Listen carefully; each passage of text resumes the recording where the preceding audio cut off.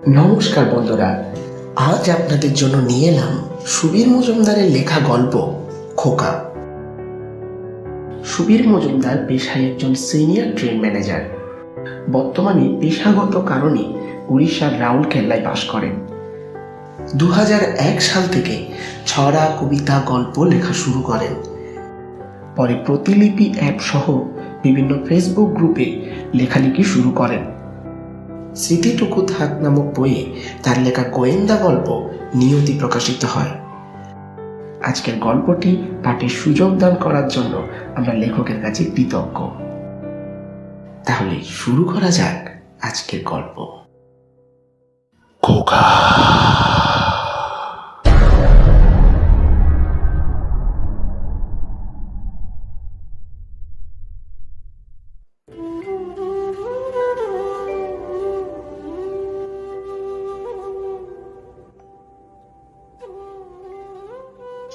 অনেকদিন আগে করিমপুর গ্রামে কমল মামার বাড়িতে বেড়াতে গিয়েছিলাম। মামার পরিবারের সাথে আমাদের সেইভাবে রক্তের সম্পর্ক না থাকলেও আত্মার সম্পর্ক ছিল। তখন তো ঘরে ঘরে ফোন থাকতো না, চিঠি যোগাযোগের একমাত্র মাধ্যম ছিল। আমরা মামাকে চিঠি লিখতাম, মামাও তার উত্তরে চিঠি পাঠাতেন। একটা চিঠি লিখে তার উত্তরের অপেক্ষায় বসে থাকতে হতো অন্তত 1 মাস। চিঠি লেখালেখি হলেও মামা বাড়িতে বেড়াতে গিয়েছিলাম সে একবারই। তারপর এক সময় চিঠি লেখালেখিও বন্ধ হয়ে গেল। আজ মামা, মামি বা তার ছেলে মেয়ে কে কেমন আছে জানা নেই। যোগাযোগটা যে কিভাবে বিচ্ছিন্ন হয়ে গেল ভাবতেই অবাক লাগে। যাই হোক, এখন সেসব কথা থাক। এখানে মামা বাড়ির স্মৃতিচারণা করতে বসিনি। যার কথা বলতে চলেছি তার নাম ছিল খোকা। অন্তত সবাই তাকে সেই নামেই ডাকত। খোকার একটা ভালো নামও ছিল, নীলেশ জোহান মুর্মু। জাতে আদিবাসী, ধর্মে খ্রিস্টান। ছেলেটা আমাদের বয়সেই ছিল, মানে 10-12 বছর বয়সী। খোকার বাবা মার খোঁজ ছিল না। শুনেছিলাম আশ্রমের লোকেরা তাকে ডাস্টবিনে কুড়িয়ে পান। মামা মামি একদিন আশ্রমে বেড়াতে গিয়ে মা বাবা হারা ফুটফুটে বাচ্চাটিকে দেখতে পেয়ে নিজেদের বাড়িতে নিয়ে আসেন। আশ্রমের লোকেরাই বাচ্চাটির নামকরণ করেছিল। বাড়িতে আনার পরে মামা মামি বাচ্চাটির নামকরণ করেন খোকা। খোকার গায়ের রং কালো, মাথার চুল কোঁকড়া। দিব্যি হাসি খুশি বুদ্ধিদীপ্ত ছেলেটির ব্যবহার খুবই ভালো। মামা মামি যদিও নিজেদের ছেলে মেয়ের সাথেই তাকে বড় করেছিলেন, তবু খোকা নিজের পড়াশোনার পাশাপাশি ঘরের কাজও করে দিত। মামার ছেলে মেয়েও তাকে দিয়ে এটা ওটা করিয়ে নিত। তাতে খোকার অবশ্য কোনো আক্ষেপ ছিল না। অম্লান বদনে সে সব কাজ করে দিত। খোকার ব্যবহার, উপস্থিত বুদ্ধি সবকিছুই আমাকে খুবই ইমপ্রেস করত। সব থেকে আশ্চর্য লাগতো, সে যেখানেই থাকুক না কেন তার কথা মনে করলেই সে এসে হাজির হতো। মামা হয়তো তাকে দোকানে পাঠিয়েছেন, এদিকে দাদা কোনো কাজ তাকে দিয়ে করিয়ে নিতে চায়। দাদা হাত পারল, এই খোকাটা যে কোথায় গেল? আমার জামা প্যান্টটা ছাদ থেকে নিয়ে আসা দরকার। 1 মিনিটের মধ্যেই খোকা তার সামনে এসে হাজির। দাদা বাবু, আমায় ডাকছিলে? হ্যাঁ রে, কোথায় ছিলে? জানা ভাই, জামা প্যান্টটা বোধহয় শুকিয়ে গেছে, যা তো ছাদ থেকে নিয়ে আয়। খোকা অম্লান বদনে দাদার কাজ করতে ছাদে চলে গেল। এদিকে মামির হয়তো ঘরের কাজ করার দরকার। তিনি আপন মনে বললেন, এই খোকাটা যে কোথায়? ঘরটা একটু ঝাড় দেওয়া দরকার। মিনিটের মধ্যে খোকা মামির কাছে এসে হাজির। মাসি, ডাকছিলে? হ্যাঁ রে, কি করছিলি? ঘরটা একটু ঝাড় দিয়ে দে না বাবা। অমনি খোকাও ঝাড় দিতে শুরু করলো। তার যেন কোনো কিছুতেই না নেই। তখন যদি দিদি বা আমিও তাকে স্মরণ করি, সে ঠিক চলে আসবে। তার খাওয়া দাওয়া খুব অদ্ভুত ধরনের ছিল। শত অনুরোধ সত্ত্বেও সে আমাদের সাথে খেতে বসতে চাইতো না। মামা বাড়িতে ডাইনিং টেবিলে সবাই একসাথে বসে খাওয়া দাওয়ার রীতি ছিল। সবাই মজা করে গল্প করতে করতে খাবার খেত। একদিন মামি পরিবেশন করছেন, আমি, মামা, দাদা, দিদি বসে আছি। মামি থালাই করে ভাত, ডাল, লাল শাক দিয়ে গেছেন। এবার একে একে ভাজা মাছ ও খাসির মাংসের বাটি দিয়ে যাচ্ছেন। এসব খাওয়ার শেষে আছে চাটনি। সবাই খাবো খাবো করছি, কিন্তু খোকার দেখা নেই। তখন আমি প্রস্তাবটা পারলাম। মামি, খোকা কোথায় গো? ও আমাদের সাথে বসে খাক না। মামি মুখ ভার করে বললেন, বললেও আসবে ভেবেছ? সবার সামনে বসেও খায় না। ও আচ্ছা। আমি আর কিছু বললাম না। ভাবলাম খোকা এই বাড়িতে থাকলেও হয়তো নিজেকে এ বাড়ির যোগ্য মনে করে না, তাই সে সবার সাথে বসে খেতে চায় না। এভাবে দিন কত কেটে গেল। এখানে আমার কোনো কাজ নেই, নিছক ছুটি কাটাতেই আমার আশা। রোজ সকালে ব্রেকফাস্ট সেরে এদিক সেদিকে ঘুরে বেড়ায়। আমার সঙ্গী থাকে খোকা। গ্রামের প্রাকৃতিক পরিবেশ উপভোগ করি। মাঝে মধ্যে জলঙ্গি নদীর তীরে বেড়াতে যাই। নদী তীরের অপরূপ শোভা মুগ্ধ হয়ে দেখি। নদীর জল কুলকুল করে বয়ে চলে। মাঝে মাঝে মাঝিদের দেখা পাওয়া যায়। তারা পয়সার বিনিময়ে মানুষকে পারাপার করে দেয়। জেলেরা মাছ ধরে। সবই উপভোগ্য আমার কাছে। একদিন এক অদ্ভুত ঘটনা ঘটল। সেদিনও নদীর তীরে বসে খোকার সাথে গল্প করছিলাম। হঠাৎ দেখলাম একটা ডিঙি নৌকা স্রোতের টানে ভেসে চলেছে। ডিঙিতে সওয়ারি শুধু একটা বাচ্চা ছেলে। দূর থেকে একটা লোকের করুণ আর্তনাদ শুনলাম। আমি ব্যাপার বুঝে দিশেহারা হয়ে গেলাম। কি করব কিছুই বুঝতে পারলাম না। সাঁতার যে একাট্টু জানি না তা নয়, তবে স্রোতের টানে যে ডিঙি ভেসে চলেছে তাকে টেনে পারে নিয়ে আসা সহজ কাজ নয়। কিছু বুঝে ওঠার আগেই খোকা লাফ দিয়ে নদীর জলে নেমে পড়ল। আমি ভাবলাম ও স্রোতের টানে ভেসে না যায়, কিন্তু সে নিজে তো ডুবলই না, বরং নিমেষের মধ্যে ডিঙি নৌকা টেনে পাড়ে এনে তুলল। ততক্ষণে বাচ্চা ছেলেটার বাপও এসে গেছে। নিজের ছেলেকে সুরক্ষিত অবস্থায় পেয়ে তার আর আনন্দ ধরে না।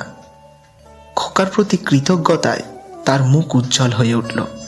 উনি বললেন, ডিঙিটা নোংর করে ছিল বাবু, তাতে ছেলেটারে বসে দিয়ে আমি একটা লোকের সাথে কথা বলছিলাম।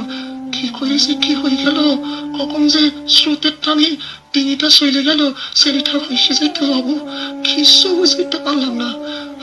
ভগবান তোমারে ভালো করুক বাবা, ভগবান তোমারে ভালো করুক। সেই সব তো বুঝলাম, কিন্তু খোকার সাহসিকতা ও সামর্থ্যের নমুনা দেখে আমি অবাক না হয়ে পারলাম না।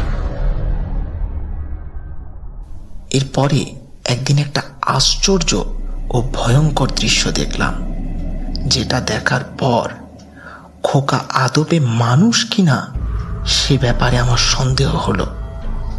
মামা বাড়ির পেছনে একটা ধান ক্ষেত আছে।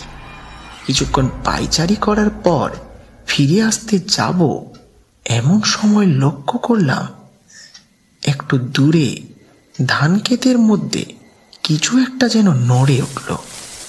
আমি সাবধানে এক পা দু পা করে সেদিকে পৌঁছে যা দেখলাম তাতে ভয়ে আমার দু পাই আড়ষ্ট হয়ে গেল। দেখলাম খোকা একটা আস্ত মুরগিকে কাঁচা অবস্থায় ছিঁড়ে ছিঁড়ে খাচ্ছে। তার হাত মুখ রক্তে লাল হয়ে উঠেছে। আমি সেই দৃশ্য দেখে পালাবো কিনা ভাবছি, তখনই সে আমার পানি চাইল। হাসি হাসি মুখ করে বলল, এই জন্যই আমি সবার সামনে বসে খাই না। আসলে আমার কাঁচা খাওয়ার অভ্যেস কিনা, সে সবজি হোক বা মাছ মাংস। এই ঘটনার পরে আমি তাকে খানিকটা এড়িয়ে চলতে লাগলাম। বোঝার চেষ্টা করলাম খোকা আসলে মানুষ না অন্য কিছু। যদি সে ভূত হয় তবে বোঝার উপায় আছে। ভূতেরা আগুনকে ভয় পায়, তাই তারা আগুনের ধারে কাছে আসে না। আমি তাই একদিন রাতে মামা বাড়ির উঠোনে খড়কুটো জড়ো করে আগুন জ্বালিয়ে রাখলাম। ঠান্ডাও লাগছিল বেশ, তাই সবাই আগুনের চারপাশে বসে গল্প করছে, কিন্তু খোকার দেখা নেই। আমি ডাক দিলাম, খোকা, এ খোকা, খোকা কোথায় রে? ঘর থেকে আমার ফুল হাতা জামাটা এনে দে তো। বিকেলে খোকা বাইরে কোথাও একটা গেছিল, তাই সে এলে গেট দিয়ে ঢোকার কথা, কিন্তু সবাইকে অবাক করে দিয়ে খোকা এলো ঘরের ভেতর থেকে। অম্লান বদনে সে আমার কাছে এগিয়ে এলো, তার হাতে আমার ফুল হাতা জামাটা। সেদিন কিন্তু ও দিব্যি আমাদের সাথে বসে গল্প করলো, আগুন দেখে পালিয়ে গেল না। মামা বাড়ি থেকে চলে আসবো তার ঠিক আগের দিন খোকা একটা আশ্চর্য কাণ্ড করে বসলো। বিকেলে দিদি মানে মামার মেয়ে গেছিল টিউশন পড়তে। তার সন্ধ্যা 7টার মধ্যে ফিরে আসার কথা, কিন্তু রাত 8:45 বেজে গেল, তার দেখা নেই। তাই দেখে সবার মুখ চিন্তিত। মামি বললেন, হ্যাঁ গো, মেয়েটার এত দেরি হচ্ছে কেন দেখো তো। মামা বললেন, হ্যাঁ ঠিকই তো, কোনোদিন তো এত দেরি হয় না ওর। দাঁড়াও, আমি এগিয়ে গিয়ে দেখছি। কোত্থেকে খোকা এসে বলল, আপনি এত রাতে কেন যাবেন? আমি গিয়ে দেখছি। সে কারো অনুমতির তোয়াক্কা না করে বেরিয়ে গেল। কিছুক্ষণ বাদে খোকার দিদি দুজনেই ফিরে এলো। দিদির মুখে আতঙ্কের ছাপ স্পষ্ট। খোকা আমাদের উদ্দেশ্য করে বলল, দিদিকে ও পাড়ার কালু জঙ্গলের দিকে টেনে নিয়ে যাচ্ছিল, আমি না গেলে যে কি হতো। আমরা সবাই তার কথা শুনে আতঙ্কিত হলাম। মামা দিদির উদ্দেশ্যে বললেন, এরপর থেকে তো দিনের বেলাতেই টিউশনিতে যাবে, রাতে যাওয়ার কোনো দরকার নেই। একটু ধাতস্থ হতে দিদি মুখ খুলল, সেসব তো বুঝলাম, কিন্তু খোকা যে কালুর ঘাড় মোটকে দিয়ে তাকে মেরে ফেলেছে, ওকে তো পুলিশে ধরবে। এর পরের দিন বাবা আমাকে নিতে এসেছিলেন।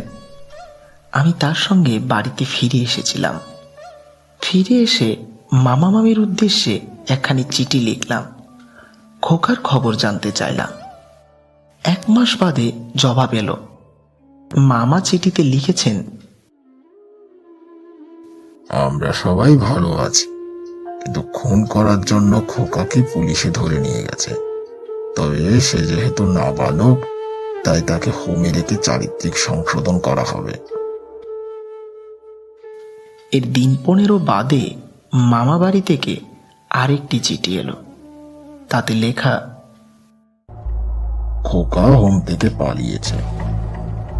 হোমে সবসময় পাহারাদার থাকা সত্ত্বেও কিভাবে যে সে সবার চোখে ধুলো দিয়ে পালালো, সেটা আশ্চর্য ব্যাপার। সে অবশ্য আমাদের বাড়িতে আসেনি। ও যে কোথায় গেছে সেটা আমাদের কারোর জানা নেই। পুলিশ অবশ্য এসে বলে গেছে ওর খোঁজ পেলেই থানায় খবর দিতে। এর দিন কতক বাদে খবরের কাগজের পাতায় বড় বড় অক্ষরে লেখা একটা খবর আমাদের সবার দৃষ্টি আকর্ষণ করল। করিমপুরের একটি পচা ডোবার ভেতর থেকে একটি 10-12 বছরের কিশোরের লাশ উদ্ধার হয়েছে। লাশটি পচা গলা বিকৃত অবস্থায় পাওয়া গেছে। পুলিশ লাশটির আকৃতি দেখে নীলেশ জোহান মুর্মুর বলে সন্দেহ করলেও পোস্টমর্টেম রিপোর্ট বলছে সেটা অন্তত কয়েক মাস আগের পুরনো লাশ। অর্থাৎ কয়েক মাস আগেই কিশোরটি মারা গেছে। আমরা অবশ্য এখনো ঠিক নিশ্চিত নই খোকা কি মারা গেছে না কোথাও লুকিয়ে আছে।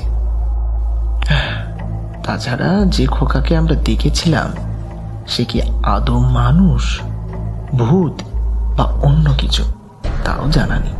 পৃথিবীতে অনেক কাণ্ডই ঘটে যার কোনো ব্যাখ্যা পাওয়া যায় না। এটাও ঠিক ওই রকমই একটি ঘটনা।